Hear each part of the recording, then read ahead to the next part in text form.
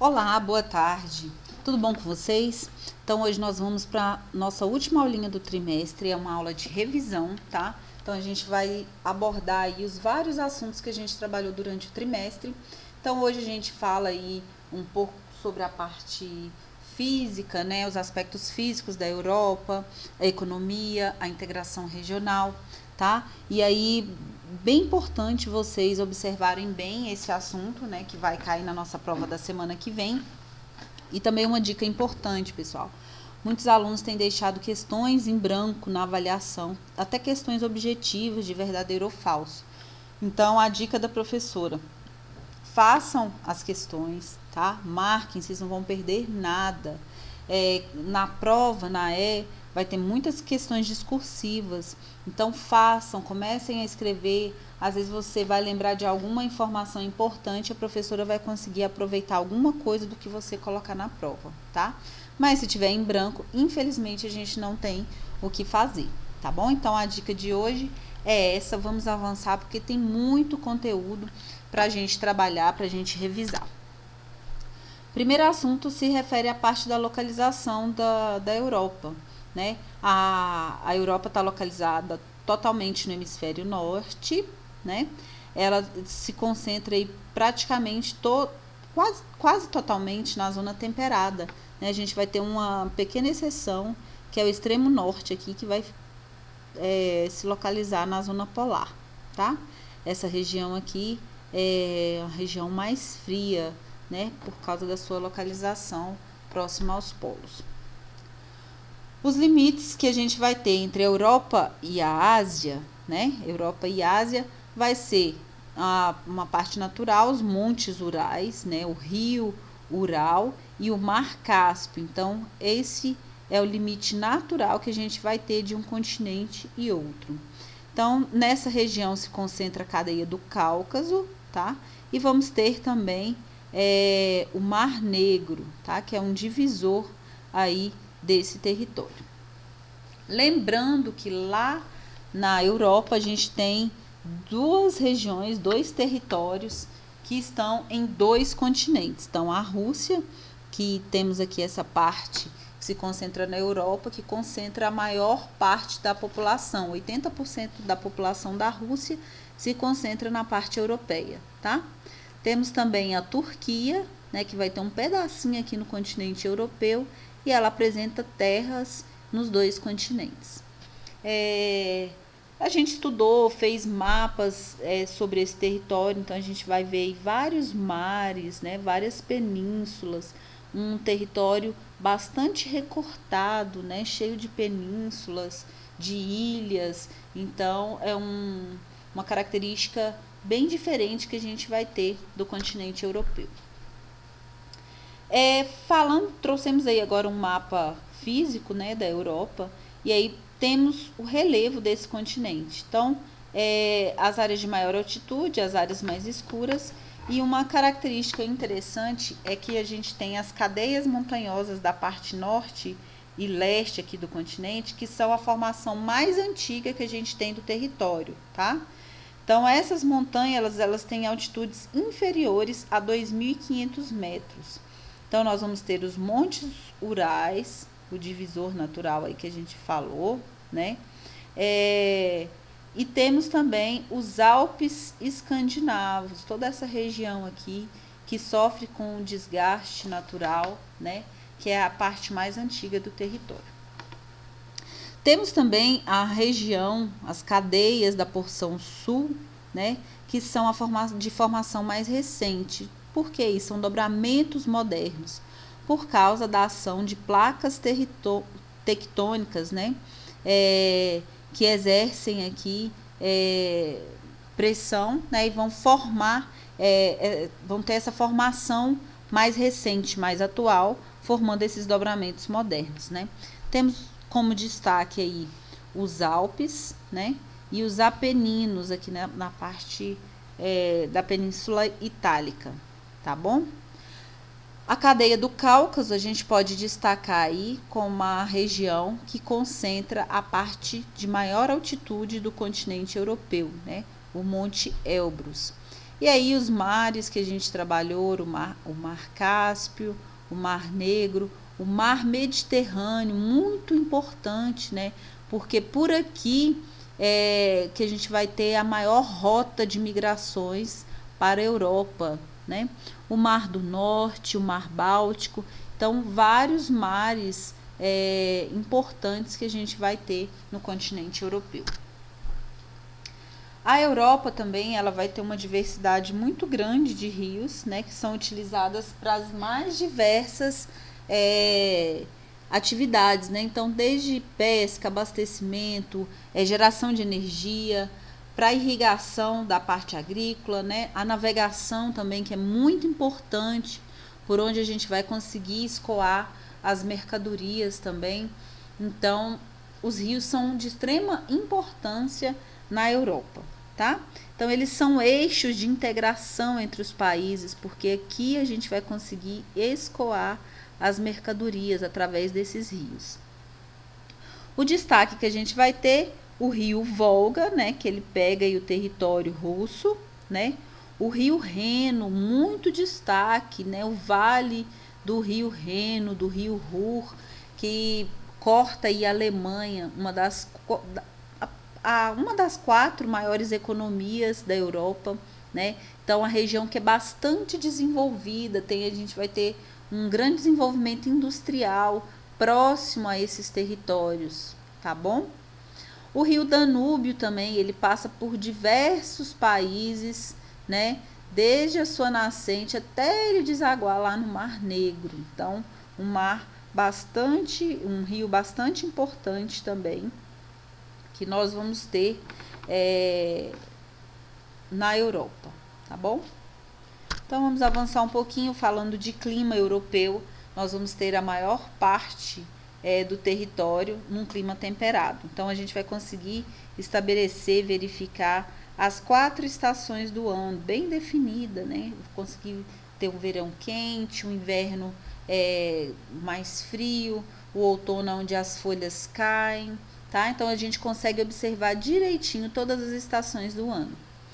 O clima polar nas regiões de altas latitudes que a gente vai observar, né, as regiões que é impraticável a agricultura, né, mas nas demais regiões, por causa do emprego da tecnologia, a gente vai ter um alto desempenho, né, agrícola, da pecuária também, principalmente nessa parte norte aqui a gente vai ter extração de madeira, né, e aí a gente vai ter espalhado pelo território um grande potencial agropecuário, tá? Dos europeus aí.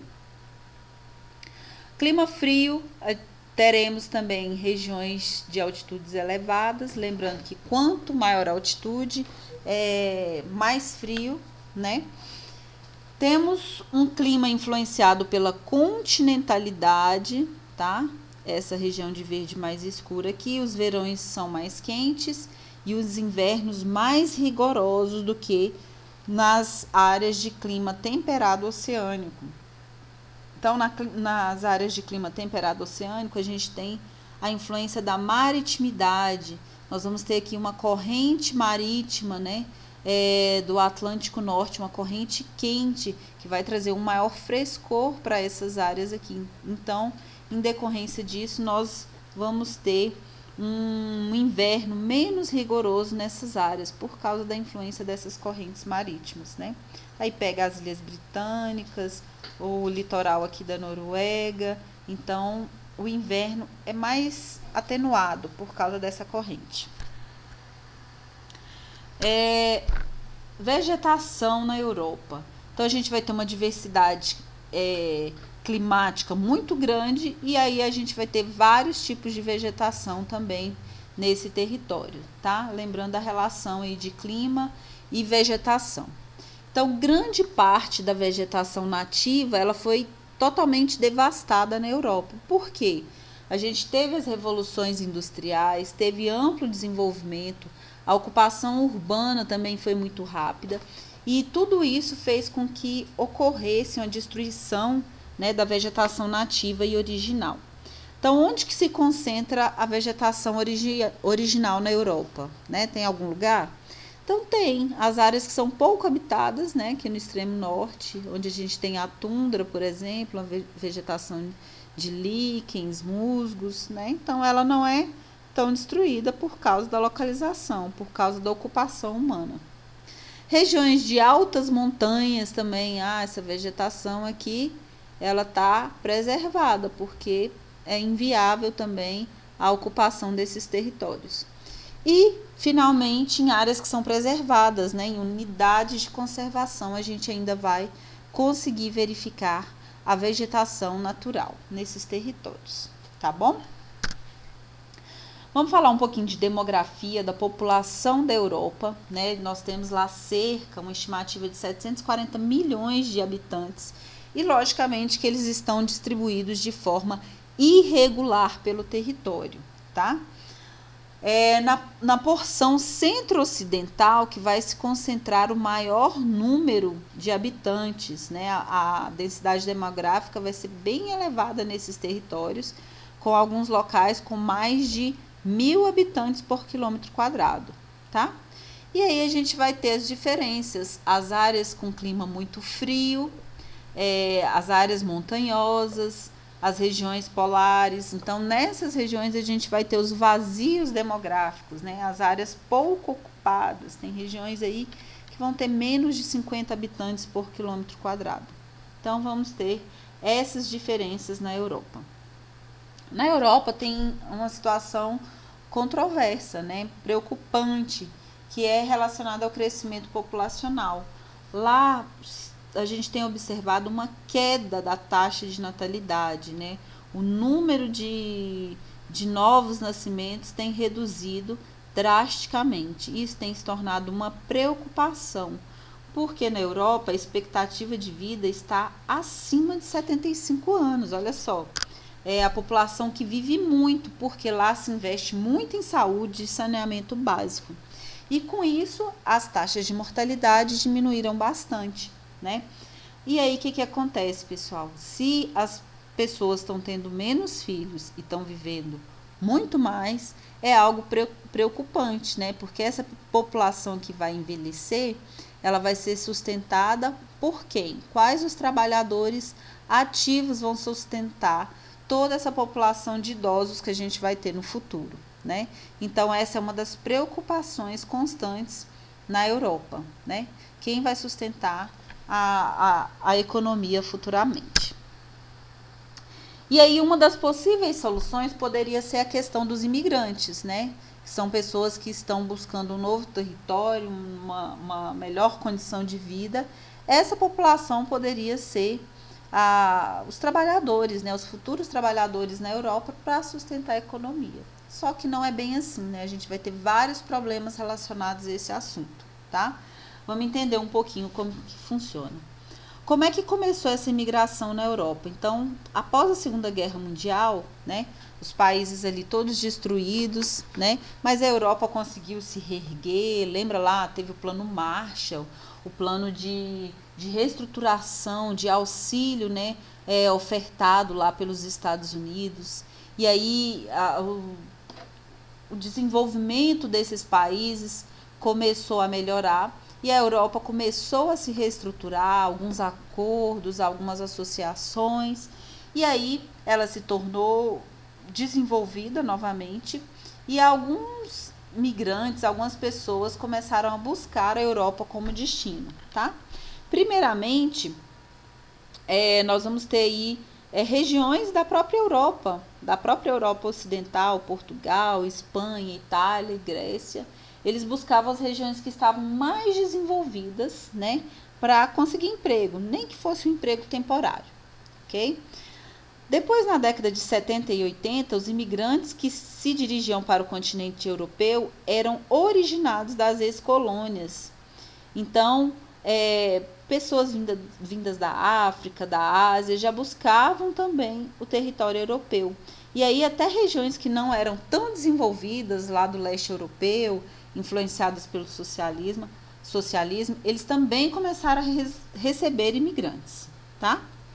A abertura das fronteiras dos países da Europa Oriental, tá, também contribuíram para o aumento das migrações para a Europa Ocidental. Olha só, dentro da Europa começou a ocorrer as migrações, né? Com o fim do socialismo, a Europa Oriental viu um potencial do lado ocidental, uma parte muito mais desenvolvida.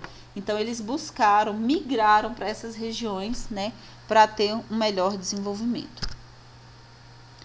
Atualmente, né? E aí, pessoal, só um minuto. Em 2015 a gente teve uma crise, né, migratória, e 1/3 dos migrantes internacionais em 2015 eles viviam na Europa, tá? Então foi uma situação bem complicada, um número muito grande de pessoas começou a chegar à Europa, né? E se tornou um problema.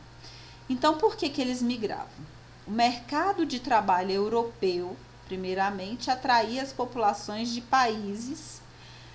vários países, né? Então, o que acontecia? Lá no país que essas pessoas resolviam deixar seu território, deixar a sua vida, deixar tudo, muitas regiões tinham perseguição política, outras regiões era questão de guerra, então ele tinha que deixar tudo, né, para buscar outro território, questões religiosas, crises econômicas, catástrofes naturais, né, ambientais, então regiões que não chove há anos, que era região agrícola, então a população tem que buscar novo território, tá? Então alguns pedem asilo como refugiados e aí eles vão ficar instalados em habitações improvisadas, tá? Até ser deslocados para alguns países europeus. Então, dentro do continente também ocorrem as migrações do leste para a parte ocidental, como a gente falou. Isso está muito relacionado a questões econômicas, tá? E aí, pessoal, não esquecer da questão da xenofobia, da aversão ao estrangeiro, preconceito ao estrangeiro, né? Que essa população que está migrando, que está se refugiando, que está fugindo, que sua vida está ameaçada, eles buscam outro território, mas muitos sofrem, né, com discriminação, com violação dos direitos humanos, com violência, com várias coisas. Por quê? A população da Europa, muitos países acham que esses refugiados, que esses migrantes estão retirando os empregos da população europeia, estão trazendo violência, né? Então é uma questão bem controversa, né? bem problemática que essa população enfrenta. A utilização dos recursos naturais. Então, lá na Europa a gente teve uma industrialização rápida, né?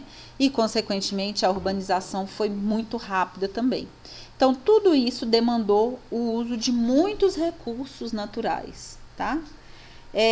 As indústrias, elas foram instaladas ali próximo às áreas que tinham muita disponibilidade de carvão, de minas de ferro, né? E isso influenciou muito o desenvolvimento urbano e industrial.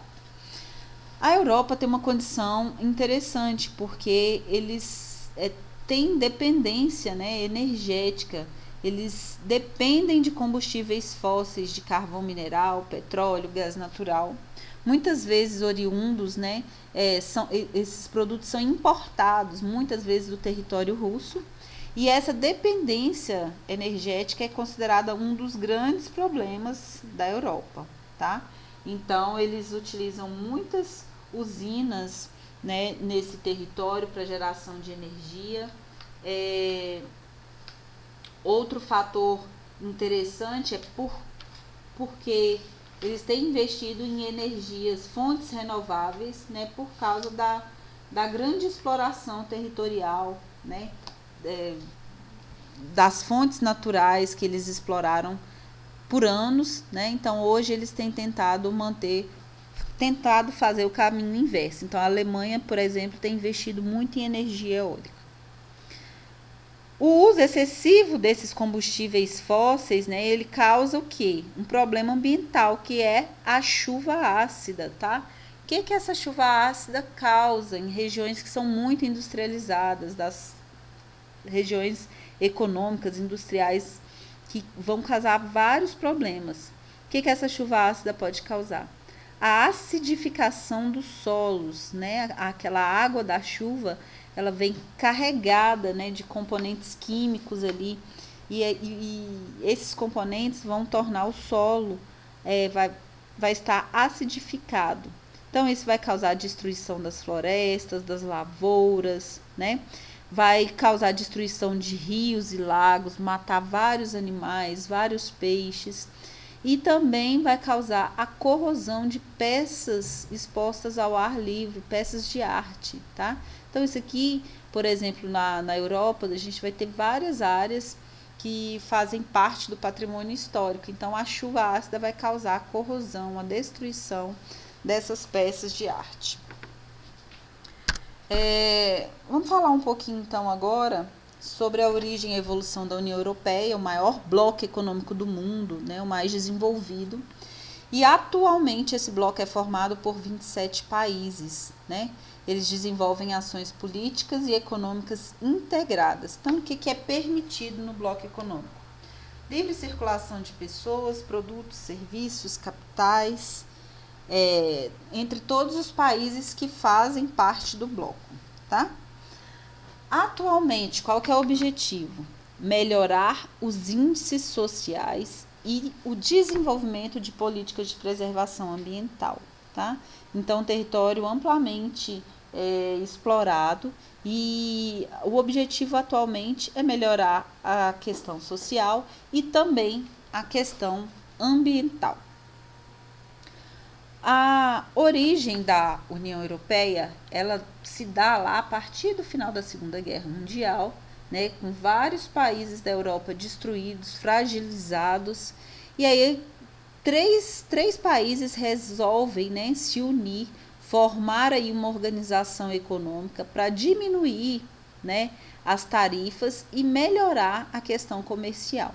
Então, pessoal, às vezes a gente vê divergências nos períodos e tudo, porque o que acontece? O Tratado de Criação do Benelux, né, da Bélgica, Holanda e Luxemburgo, ele foi firmado lá em 1944, só que ele entrou em vigor em 1960, tá? Então tem todo esse período aí, foi firmado acordo e todo o procedimento, e ele só vai entrar em vigor em 1960. E para toda essa situação, existe uma organização regida por um parlamento, né, desse grupo aí, que foi fundado em 1955, tá? Então, tudo remonta, tudo se inicia a partir desse grupo do Benelux. Posteriormente, em 1952, nós vamos ter a SECA, que é a Comunidade Europeia do Carvão e do Aço. Países, né, que se enfrentaram na Segunda Guerra Mundial, agora estão juntos aí a esses países do Benelux. Então, temos agora 6 países formando, né, esse grupo, que é França, Itália e Alemanha, e os países que compõem o Benelux, e agora eles formam a Comunidade Europeia do Carvão e do Aço. Em 1958, temos aí a Comunidade Econômica Europeia, ou Mercado Comum Europeu, né? A gente tem que lembrar que todos esses passos aí foram importantes, foram transitando aí para a gente ter uma melhoria, né, nas relações comerciais, a redução de tarifas, né, até a gente chegar à configuração atual. Em 92 foi criada, então, a União Europeia, né? Tivemos o Tratado de Maastricht, que determinou ali, que orientou, preparou tudo para que a gente introduzisse a moeda única também. E em 2004 a gente teve um grande número, né, de países que foram países socialistas e passaram agora a fazer parte do bloco econômico também. As políticas sociais na União Europeia, lembra que eu falei lá para vocês que tem um parlamento, né, da União Europeia, então vários assuntos são tratados relacionados aos países que fazem parte desse bloco. Então eles vão levar em consideração o sistema público de saúde, educação, seguro-desemprego, previdência. Então vão ser vários aspectos tratados, né, nesse bloco econômico, tá? Cada país tem sua independência, mas falando de bloco econômico, os assuntos vão ser tratados em conjunto também. Para aderir à União Europeia, não é algo tão simples, né? Você vai ter que cumprir, o país vai ter que cumprir alguns requisitos, alguns critérios. O primeiro deles está localizado em território europeu, né? Outra coisa que a gente pode observar é que tem que apresentar um desenvolvimento econômico, aquele país tem que apresentar certo crescimento econômico, tá? Para fazer parte desse bloco. Tem que manter um regime político democrático que respeite os direitos humanos. Então, muitos países não conseguem fazer parte do bloco por causa dessa questão, né? Às vezes tem um regime político autoritário, um ditador, né? Então, eles não vão ter aceitação pelo bloco por causa desse critério. Das condições também é aceitar a legislação, né? Todos os regulamentos, tudo que está descrito para participar da União Europeia. Então, aquele país tem que aceitar, tem que cumprir fielmente todas as determinações, tá? Então, essas são algumas das condições para fazer parte do bloco. Então, como eu falei para vocês, em 2002 nós tivemos aí, em 92 a gente teve o Tratado de Maastricht para criar a União Monetária, né? O euro, a moeda única adotada por esses países, mas em 2002 que começou a ser utilizada essa moeda. Então, 10 anos aí se passaram para que essa moeda começasse a surtir efeito, a ser comercializada mesmo. Alguns países não quiseram adotar o euro como a moeda única, né, a moeda principal. A Dinamarca foi uma delas e a Inglaterra também, né? Mas hoje o Reino Unido não faz mais parte da União Europeia. O espaço Schengen. O que é esse espaço? Então, os cidadãos que fazem parte da União Europeia, eles podem circular livremente a turismo ou a trabalho, sem passar pelo controle de fronteira. Então, boa parte dos países que fazem parte da União Europeia, eles fazem parte desse tratado, desse espaço Schengen, que foi criado em 1985, tá?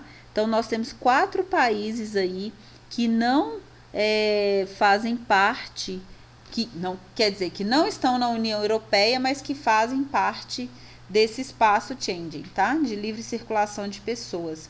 Então, a Islândia, a Noruega, a Suíça. Então, essas regiões, eles assinaram um acordo, mas eles não fazem parte da União Europeia. E aí, muito importante a gente lembrar, pessoal, que o Reino Unido, né, que a gente trabalhou, ele, depois de um longo tempo de negociações, no dia 31 de janeiro de 2020, ele deixou a União Europeia. Por isso que hoje a gente tem 27 países fazendo parte desse bloco, tá? Então, foi um período muito longo de negociação, né? E esse movimento ficou conhecido como Brexit, né? Então, o Reino Unido deixou de fazer parte da União Europeia. A Europa, então, é uma das áreas mais industrializadas do mundo, tem alta tecnologia, né? E com quem que a União Europeia tem relações comerciais, né? Principalmente com os Estados Unidos, até esqueci aqui, né, de colocar, a China e a Suíça. Então, a saída do Reino Unido, a gente falou aí, foram várias discussões, né? Mesmo com a oficialização no dia 31 de janeiro de 2020, ainda teve 11 meses de negociações, de ver como que ficaria todas as tarifas alfandegárias, as taxas, né? Como que ia ser a circulação de pessoas, como que ficaria definido tudo isso. Então, esse longo período aí para definir como que iria ficar essas questões, a economia, o comércio, a imigração, tá? Então, um longo processo, mas hoje a gente já tem em mente que o bloco econômico é formado por 27 países. E por último, para finalizar, esse ano aconteceu algo interessante, vocês devem ter acompanhado aí nos noticiários, né? que o canal de Suez, né, está localizado aqui nessa região, entre o continente africano e entre o continente asiático, né, mas que é uma região que corta o mar Mediterrâneo, que é rota de navegação, ele encurta muito, né, a navegação. Então, vários containers passam, né, nesse território, porque se a gente não tem essa passagem, que foi construída artificialmente do canal de Suez, olha só, olha a volta que a gente tem que dar em todo o continente africano, né, para fechar transações, né, com outros territórios, com a China, por exemplo. Então, você tem que fazer uma volta muito grande. Então, o que aconteceu? Em 23 de março, um navio cheio de containers, né, ele ficou encalhado nessa região, né, e ele impossibilitou que outras embarcações passassem por esse território. Então, isso aqui causou um estresse tremendo, um prejuízo gigantesco para o Egito, tá? E também navios petroleiros que tinham que passar por essa região, várias embarcações carregadas de produtos, então elas ficaram retidas. Então, a preocupação foi que se ficasse um tempo muito longo, o prejuízo seria ainda maior, né? Mas essa situação aqui causou enorme prejuízo, né? E esses atrasos fizeram com que o custo dos produtos aumentassem, né? Esses produtos parados ali, não chegando às regiões, aumentou o custo deles. Os efeitos também poderiam ser o esgotamento de alguns estoques em algumas regiões, tá? E até se em determinadas situações forem produtos alimentícios refrigerados, né? Então, pode ter ocorrido a perda total de alguns produtos aqui. Então, foi um prejuízo tremendo, né, que ocorreu nessa localização, inclusive, né, gerando prejuízos para a Europa, que a gente está falando aqui o tempo inteiro. Então, sai lá vários navios do porto de Roterdã, nos Países Baixos, um dos mais importantes da Europa, e atravessa aqui pelo Mediterrâneo. Então, ele não conseguiu fazer esse acesso para levar produtos para outras regiões. Então, também gerou prejuízo aí para a população europeia, tá? Era só trazer um pouquinho de atualidade. A gente se estendeu um pouquinho mais, mas eu espero que tenha ficado claro para vocês esse assunto de hoje, tá bom? Então, a gente se fala na próxima semana. Estudem para a prova, façam exercício de revisão, tá bom? E tenham um excelente final de semana. Até a próxima. Tchau, tchau.